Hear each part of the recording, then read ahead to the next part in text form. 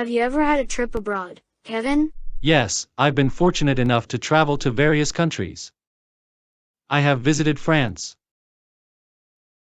Germany, China, Denmark, and England.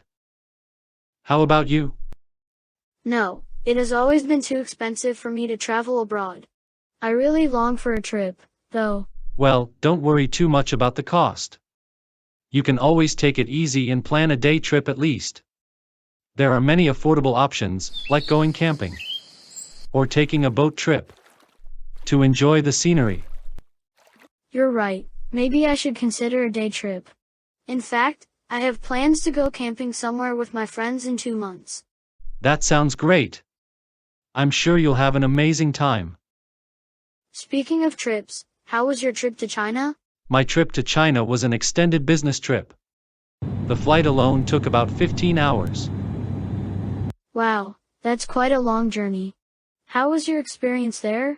To be honest, it wasn't as fantastic as I had hoped. I was swamped with work most of the time, and it didn't leave me with much opportunity to explore the country. That's a shame. China has some fabulous places to visit. It definitely does. How much did your ticket to China cost? Let me think. It was around $1,000 for a round trip. That's quite expensive for a flight. Did the total cost of the trip, including travel insurance and hotel reservation, add up to much more? Yes, it did. In total, the trip cost me around $2,000.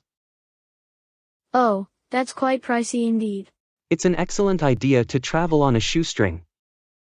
Yes, spend less money on travel and still be an amazing traveler. Thanks for watching. Please share and like if you enjoyed the video.